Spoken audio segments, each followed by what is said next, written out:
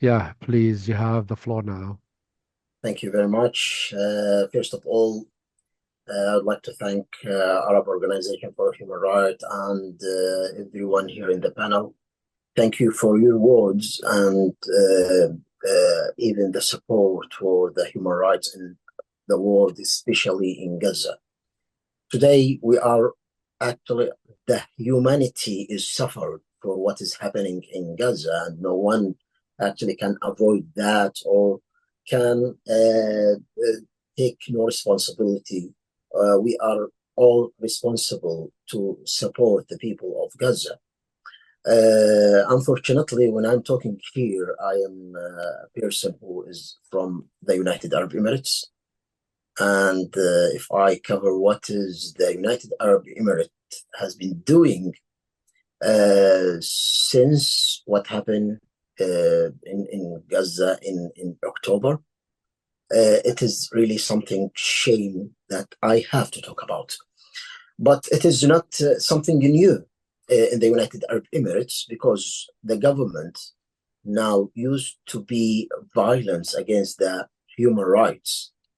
And I will give you some examples of that. But first of all, at the time that we hear the voice, the free voice from the all the world, asking or calling for cease the fire and for stopping the genocide that happened in Gaza, we saw the United Arab Emirates Authority supporting the crime there. How is that?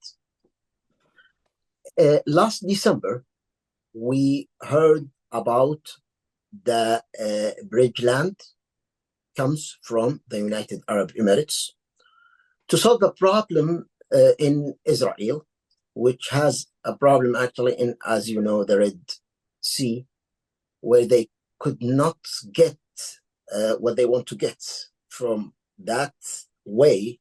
So they open a new way to solve the problem of Israel, which actually we know it's the time to punish this government, to support the people of Gaza who are dying because of nothing, actually dying in front of us, starving every day from hunger. They are isolated from all the world, and they are bombed every day, as we see. I don't want to explain that because it is very obvious for everyone, but it shocked us as Arab and as Muslim that we see this country, our country, unfortunately, to support this crime. And when I say supporting this crime, we have to know that in this year, only in this year, the United Arab Emirates get 80% from the trade exchange between the normalized countries in the region. It gets 80%. Can you make it, Mr. Noemi, can you make this more clear? There is a kind of trade between the normalizing Arab countries and Yeah, Israel, and the Emirates is taking 80% of this trade yeah, from Israel. Yeah, okay, so I we can see. this is what I mean. So it's hard for me as Emirati to hear about that. This is our money, and this is our country, which is now is as a gate for this crime, as a supporter of what is happening in Gaza by the hand of Israel. Uh, let's go more deeper than that. That why the United Arab Emirates is give that offer for this government, the Israeli government with Netanyahu this day. It is actually very obvious. Comes few weeks ago, they announced about the day after the war. what would happen. And they said that the United Arab Emirates government will be in charge in Gaza. And they will take the responsibility of Gaza government. It is very clear. There is a deal under the table between the United Arab Emirates and Israel and the United States. Let's go back a little bit in the history to know how did that happen and how did that start. In 2001, a group of people of United Arab Emirates people, they show some sign, some milestones of going to the normalization with Israel. So they established an association which is anti-Zionism at that time. Establishing that organization, it wasn't welcomed by the government, but because it was in the civil society, they gave some, at that time, there was some free area to work as the people of the United Arab Emirates. But in 2011, everything was changed because the plan was very clear for the United Arab Emirates government. So they banned it and they took over that association. They closed that association. In 2012, they started to arrested the activists and all the human rights people. They took them to unknown place. One of them, my brother. I was out of the country at that time. I was in London, so I was lucky, alhamdulillah. But my name was with them because all of them were my friends.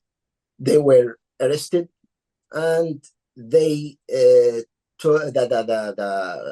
court took a place to face a bigger problem, saying that they are terrorists without any evidence. But it is, as you know, it's under the security department, the intelligence department, and everything went very fast to give them sentences between 7 years to 10 years. Okay, this is not the end of the story. At that time, we found out that they were going for normalization with Israel and to support their crimes. And we knew that the crime of Israel government, it's not starting in 7th of October. No, it's actually it was from 1987 and before that, before they established their states. Now they start to keep the normalization grow gradually in the United Arab Emirates by sport and something like that. They knew those activists will not be quiet with that and will not be quiet with the right of the Palestinian people and the Palestinian land. And they will be anti-normalization with the people who occupy our country and our people as well. They are suffering every day, as we know, and maybe every month they have a new war in Gaza and even in the other lands in the in Palestine. Then in 2021 they came up with the normalization. So did they release those people? What shocked us, all the people actually they completed their sentences, but no one released because they want to increase their relationship with this criminal that we see every day, and they don't want any people to talk about that. So they extend that to have a new trial For the people who spent more than 10 years in the jail, they find themselves facing a new crime, saying that they establish a new organization, a new terrorist organization. Why they were in the jail? So they get sentenced, new sentences. Some of them get life in prison, and some of them get years. But just, yeah, please. Mr. Nuaimi, thank you very much for shedding lights